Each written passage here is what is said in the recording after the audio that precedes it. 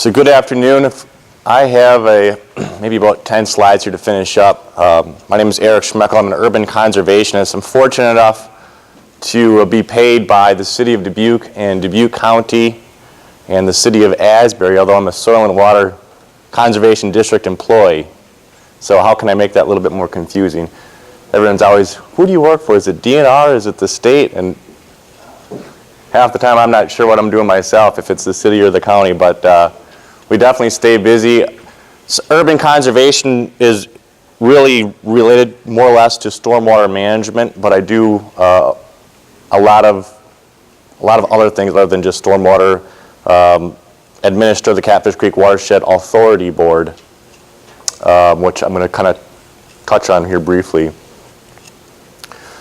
Who has been involved in writing or developing a watershed management plan? So quite a few people here. It's a pretty lengthy process. When we first started to look at developing the RFP, the City of Dubuque and the Catfish Creek Watershed Management Authority Board, we received 5 different proposals, and one was from an environmental firm, one was from a planning firm, and one was from an ecological firm.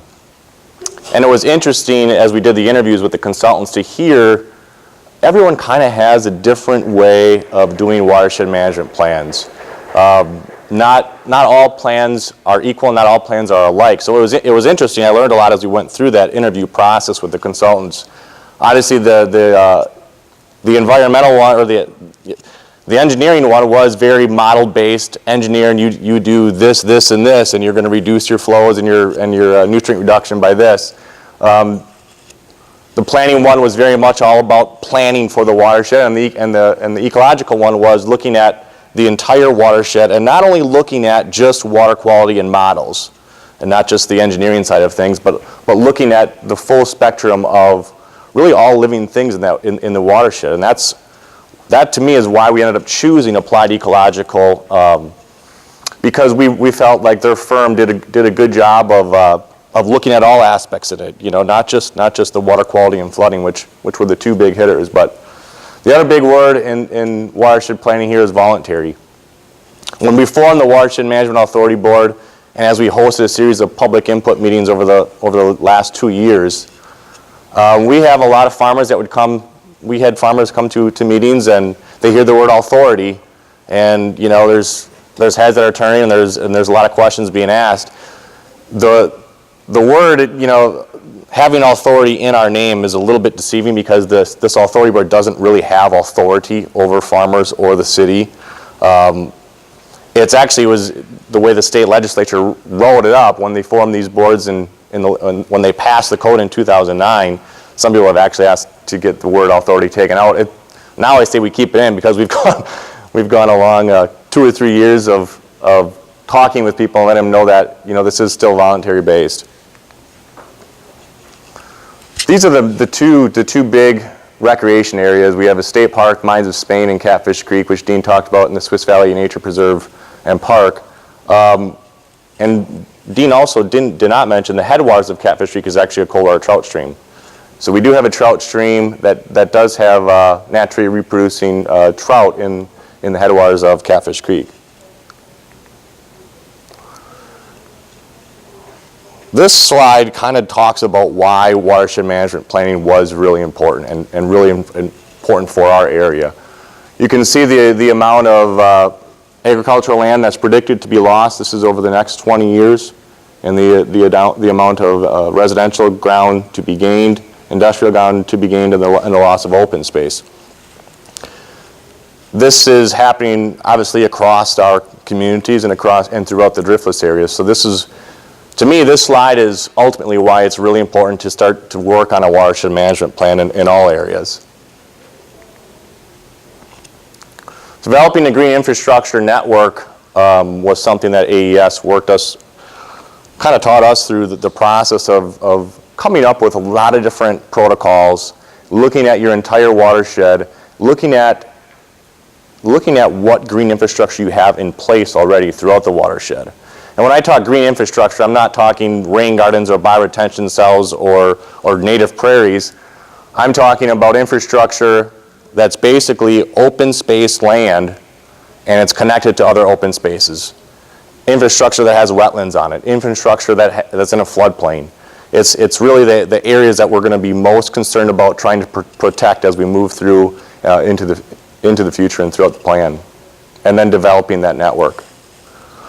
One thing we did not want when we started to really invest $200,000 into a watershed management plan, we didn't want a book that was going to be created, and we were going to feel great about it, and we'd put it on our shelves, and slowly but surely we'd start to pick away at it. We wanted a plan that was going to be a living document.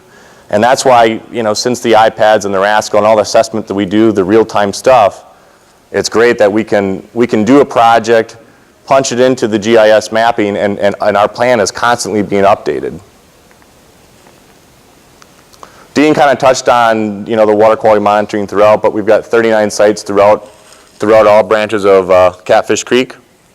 And obviously you'll see we exceeded the criteria for nitrogen, phosphorus, and sediment and E. coli in just about all of the watershed. Dean mentioned the EPA STEPO model for, you know, estimating reductant loads.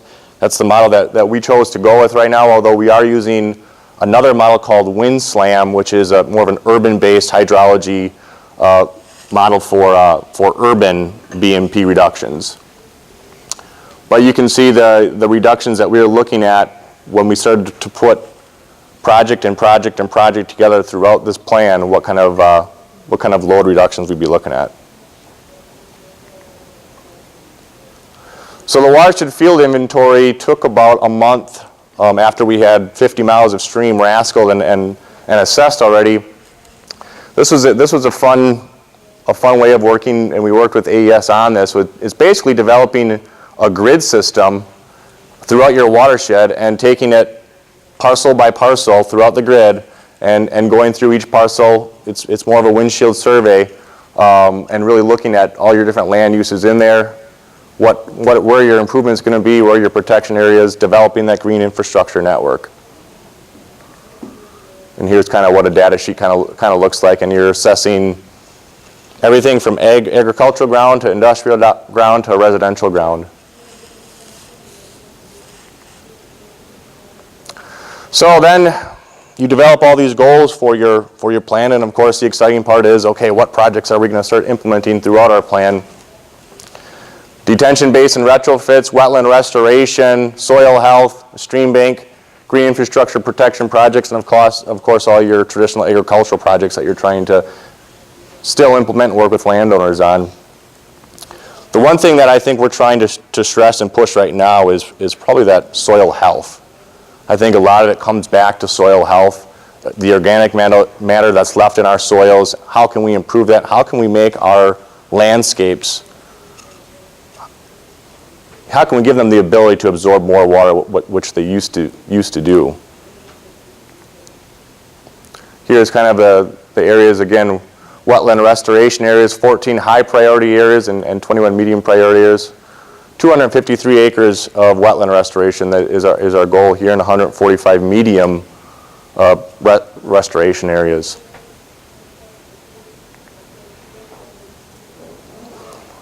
And then again, as you know, like Dean mentioned, we got the $1.4 million over the next 2 years to start working on that riparian project and a few other smaller projects.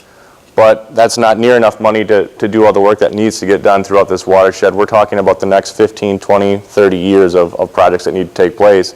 But now we can start to prioritize projects, and we can start to use those dollars the most efficiently way possible. And that's about all I have for you. Are you doing anything to maybe secure conservation easements? Permanent land protection? I mean, you mentioned permanent land protection, but how does that fit into the program? Because it's one thing to go in and work on all this restoration, and then 5 years later, you know, landowner can take it all out again. So. Absolutely, yeah. That's something that we are working on and working with. It's in the plan. We have a whole section dedicated to land easements and to maintenance agreements on these projects. That's the other big thing is how do you make sure that after you pay for some of these projects that they're going to be maintained well into the future? But yes, that is something that we're working on. And part of the SRF program, you can use dollars now for the easements as well too. So that's actually some of those dollars might be used for preserving and buying some land out. Could you say more about how your plan deals with residential runoff and how you are dealing with that? And how big a problem is residential runoff in these watersheds that you're dealing with? It's a big problem. I mean, it continues to be a big problem as we deal with more and more developments that are popping up. Dubuque County was one of the first counties in the state of Iowa. They were, I think, maybe the second or third to develop their own county-wide stormwater ordinance. And we have a pretty strict ordinance that the first thing we want to do is infiltrate that water. How can we get that water to absorb back into the ground and not have it run off? So the first thing we do is we require all developments that are 1 acre or more in size to demonstrate to us how they're going to infiltrate the first 1.25-inch rain event over a 24-hour period back down to the ground. So that's obviously using bioretention cells, rain gardens, vegetated swales, wet detention, the green infrastructure, the urban conservation, BMPs. Topsoil requirements? That's something that we're looking at right now, actually, is soil quality restoration as being the next big one. That's a practice that we want to start pushing more. Dubuque, we've been fortunate now that we have a compost facility in Dubuque County that's producing large amounts of compost. So we're working with them right now, actually, to develop a plan on how we can get more soil quality restoration involved, because I think a lot of it has to do with making our lawns and making the new developments able to absorb a lot more water. After a development comes in, you have all the heavy machinery, and those soils are so compacted, and the builder puts 3 inches of topsoil back on that ground, and the landowner calls us and can't grow grass, and then you're getting all that runoff off of it. Those are things that we need to become, and we need to start regulating and doing a much better job at. Yeah, so it really all comes back to soil health, and it's a simple project, I think, that has a lot less maintenance than some of the other projects as you look, down the road. The DNR does have requirements right now, though, for topsoil replacement on sites over an acre, which require a DNR general permit number 2, that you have to stockpile the topsoil on site and redistribute it when you're done.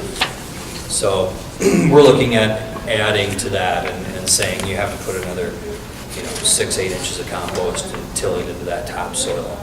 I understood, though, that the EPC relaxed some of those regulations to what? It sounds like it's going that way, but when it all comes down to it, there's still a GP2 that's out there, and those topsoil requirements are in there. So until we see differently, those are going to remain. And I think that most of the MS4 communities realize that the residents that are having homes built want good grass when they're done. And when you don't have that topsoil, you're trying to grow turf grass on clay, and it just doesn't work. So.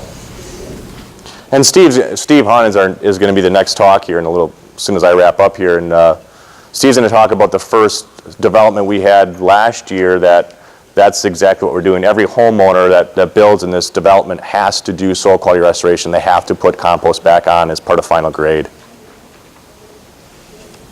You're mentioning that you're doing public speaking and discussing what you're doing with the public. Can you expand a little on what impact you're trying to have on public awareness about what you're doing, and maybe what you're seeing happening in terms of public response? Individuals wanting to initiate things, do something different with their property. I'm not sure what all, but it seems to be a really big component of any of this. It's a very big component. We did a number of public input sessions, and we tried to have different creative ways of having fun to try and get. It's difficult getting the public to show up to public meetings on watershed management plans. It's not the sexiest thing out there, and to try and get the involvement, because that's where it starts is the people and the landowners in the watershed. We've done a low impact development workshop in Dubuque over the last 8 years, And we've always had a good turnout, so we took that event and we tried to create some public processes involved. We've got all the colleges in the Dubuque area involved. We got the high schools involved. Just really developing and building partnerships. The Iowa League of Women Voters and anything we can do, and working with the press to try and get people to come to these meetings and gather input. And we've had some great discussions at the meetings, good and bad.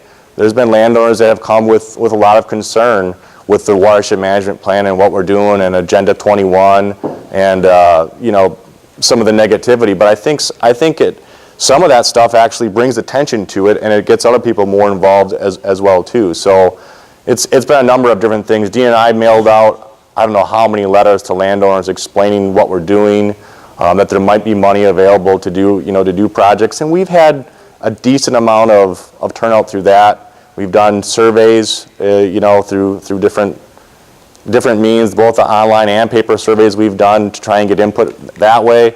So I think for us it's been a little bit pieces of the puzzle kind of throughout the process, and it really never stops. I mean, we're doing school programs, programs with colleges, getting the colleges involved and getting them involved in some of the assessments and monitoring that we're doing out there as well too. Field days, obviously field days with both, we've done field days with builders, developers, on urban or green infrastructure practices, and then we've done field days with ag producers as well too, on terraces and ponds, and the big thing right now is cover crops. We're seeing cover crops really take off, and we want to keep pursuing that as well. So one of the later tracks in this program, Doug Malchow is going to be explaining the watershed game, and it was really designed to take to city council members so they could understand kind of what BMPs are and how it improves. We've actually been taking it to like 6th grade classes and teaching it to those kids, and we've had an absolute ball doing it. And then they take it home and they tell that stuff to their parents, and then they want to get out into our watershed and solve problems and do cleanups. So it's been a really rewarding experience. I want to mention a book that I just read that speaks to that. It's really an interesting book called Blue Revolution, written by hydrologists, speaking to the upcoming water crisis we're going to face. And the basic part of her book is saying what we need to do is raise consciousness of people to change their behaviors in regards to water. And she has some wonderful examples. Perth, Australia, which is one of the driest places on the driest continent, has changed its lifestyle completely over the past 10 years with using the same kinds of approaches you're doing there. We look at Iowa, and Des Moines Waterworks is suing 4 different counties for the influx of nitrogen. It's blocking, it's creating algae blooms, and blocking their equipment, so they can't get drinking water out. Yeah. I'm from Dubuque, and the League of Women Voters talked to Charlie Winterwood at the Sierra Club. Yes. Is his water testing project, he's invited to us to come to teach us how to do stuff. Yeah. Is that related to your project? That's related to Iowa Water. He's been an Iowa Water volunteer for I don't even know how many years, but we recently did an award for, we kind of had an Iowa Water Hoodoo, we called it, during one of our low impact development conferences, and we gave out awards, and he was the guy who had the most number of tests done in our area. He's very conscious about water quality and a really good guy. If we set up a program, would you prefer us to come to you, or should we just set up something with You can set something up with him, and then if it's something that you're interested in and you want to get certified for yourself, we'll pay for that, and we'll have the DNR come and do a training session, and we'll pay for your registration, and you can get all ready to go, and I'll get you your some of our members, I think, are really good. Yeah, no, it's a great program. any other questions? Thank you for your time. Steve is going to be our next talk. I think I'm introducing him, and we'll kind of keep moving forward. And Steve's going to talk a lot more on the soil quality restoration and what that's all about in soil health.